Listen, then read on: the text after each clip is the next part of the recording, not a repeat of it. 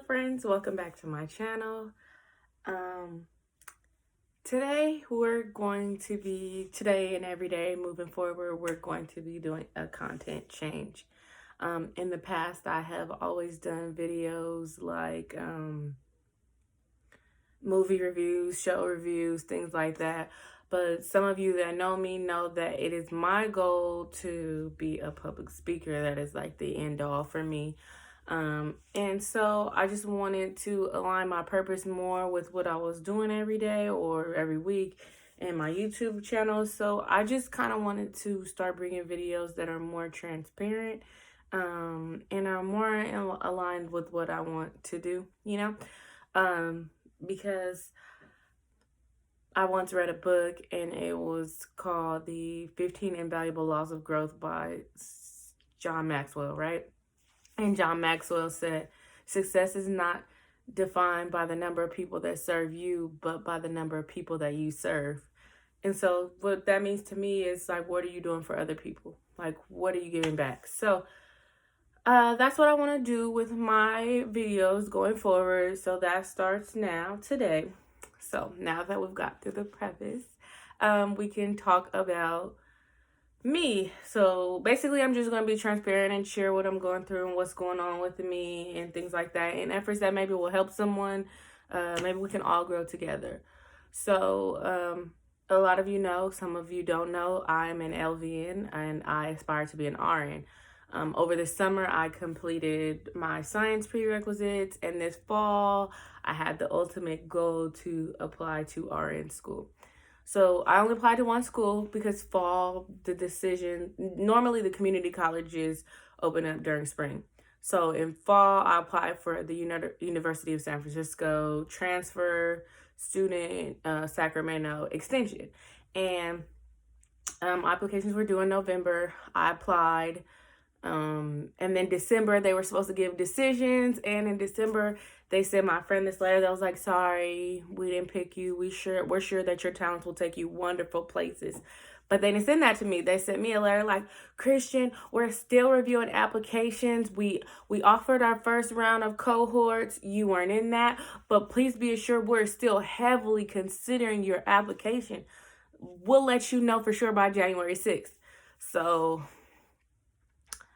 my life was kind of just like up in the air at that point. So like a couple months before that, I applied for a per diem position. Some of you that know what a per diem position is and others don't. A per diem position is like a on-call part-time position, no benefits, where you just give them the days you can work, and then if they want you, then you'll work those days. It's not full-time, it's not guaranteed.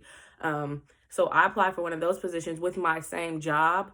Because in my mind, I'm like, okay, I need a per diem position. If I'm going to get into school, I need to be able to work still on my terms. But I still have to work, right? Because we still have to work.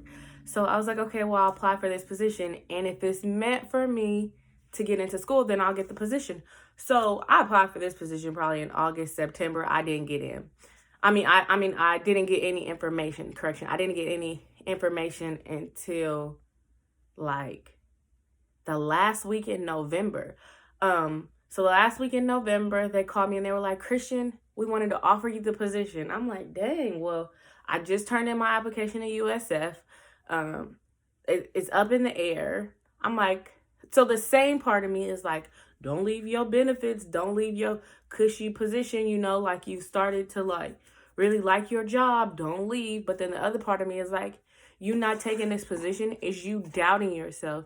You doubting that you will get into school. Like how you want it to happen, you don't even believe that it will happen for you. You're not even willing to take that leap of faith.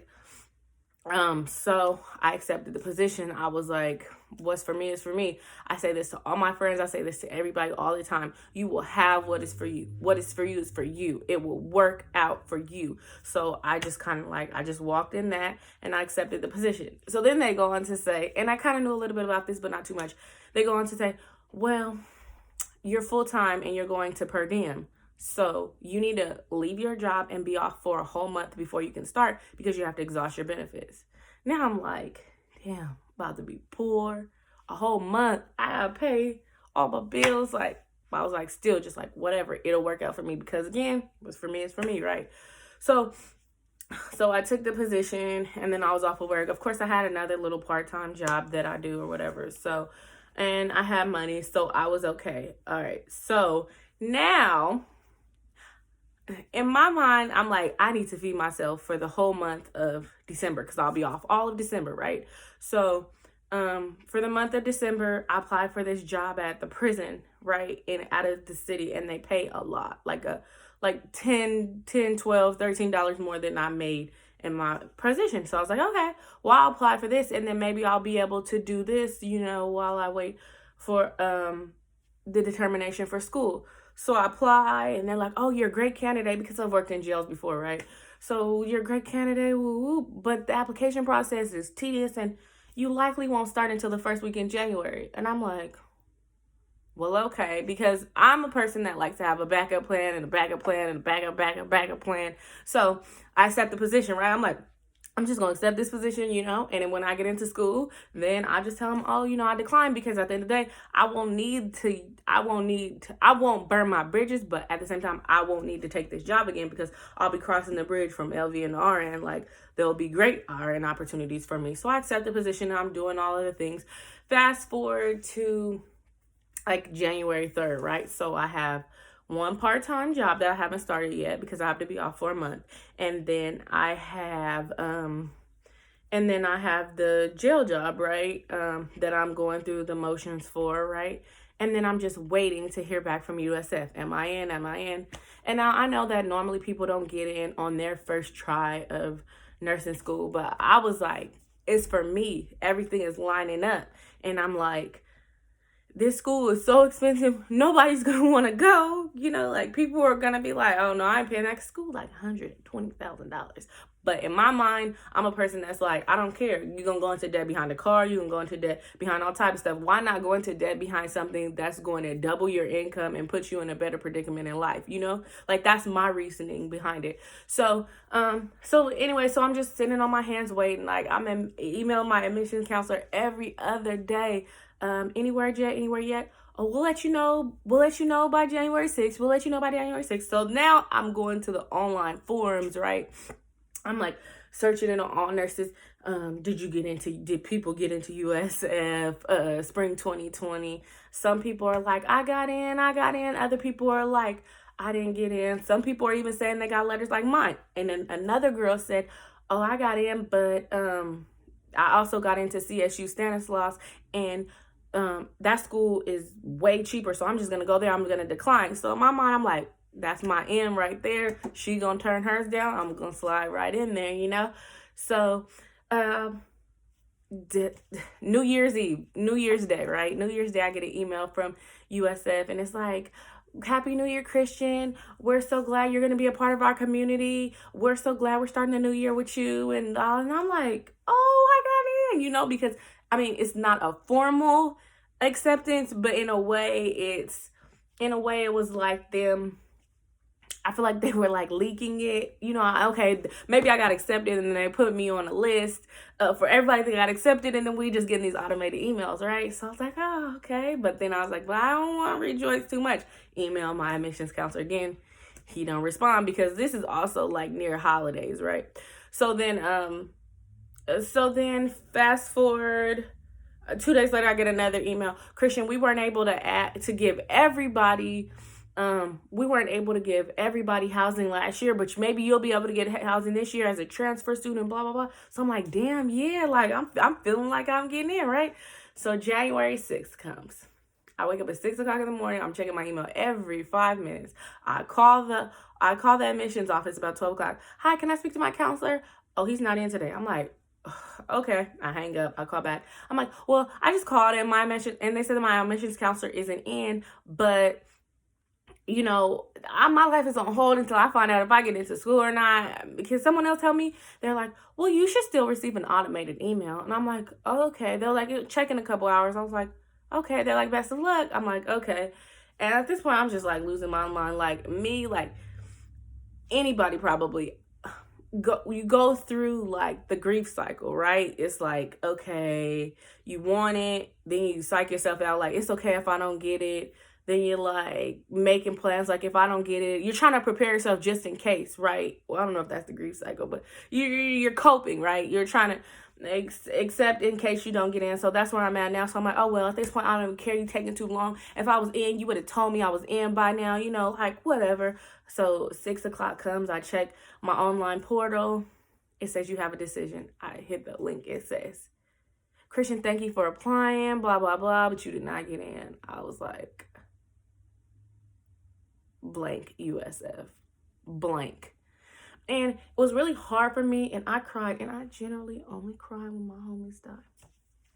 But I cried because I felt like, damn, you strung me along. Like, should have been told me I didn't get in. You know, like I said before, I understand people don't get in their first time, but it was like, you was just like feeding me crumbs and keeping me there. And then so, you know, like, and these days, as the new year has begun, like I've set goals for myself. These are all of my goals, but I set goals for myself, and I've like been trying to read my Bible more, and well, daily, honestly, and pray more, and you know, and just trying to find my way, find myself, find my purpose, find direction, right?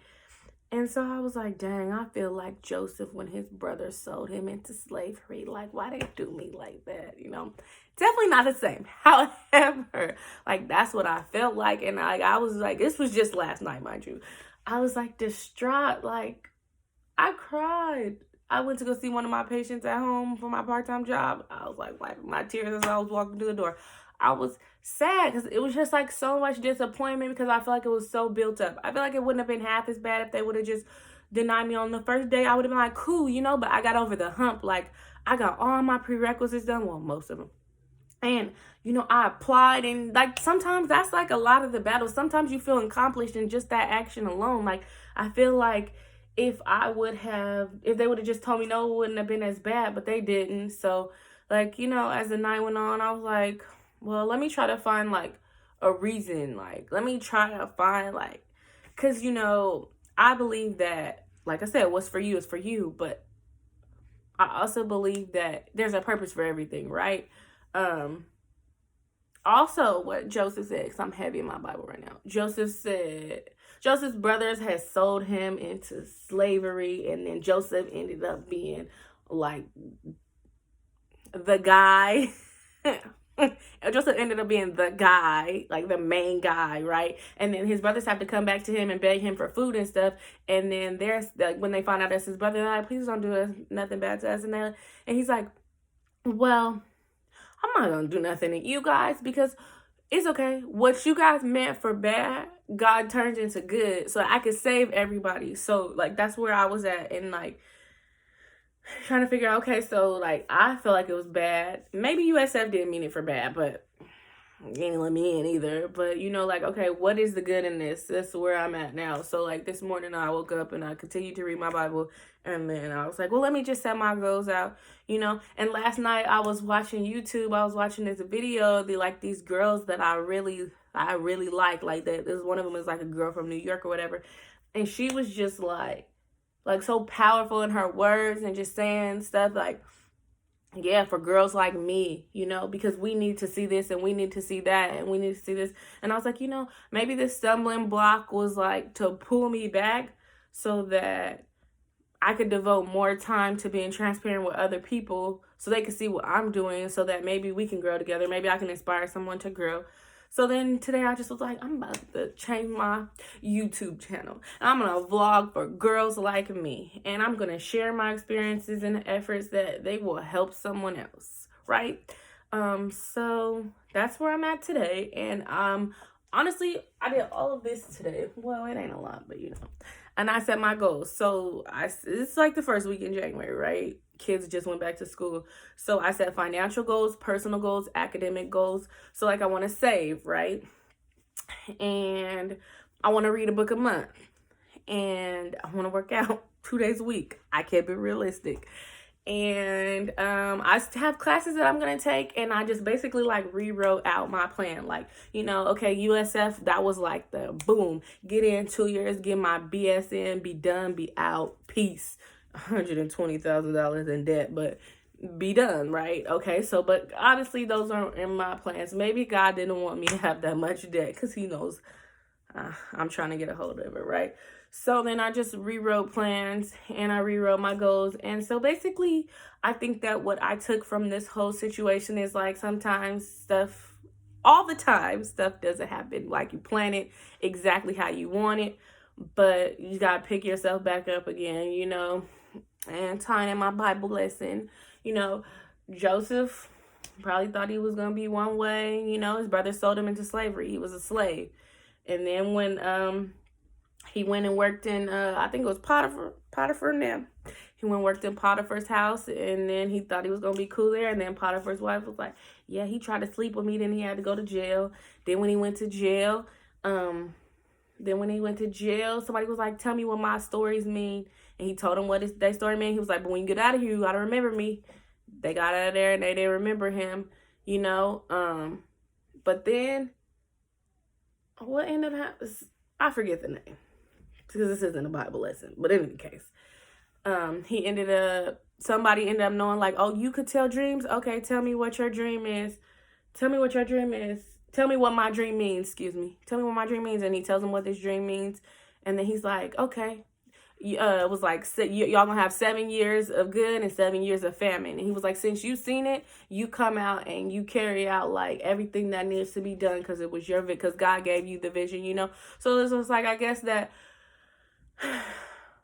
things don't happen how we want, but they all work together for the greater good and the purpose of all. So I hope that in sharing what I'm going through with you guys will help you guys to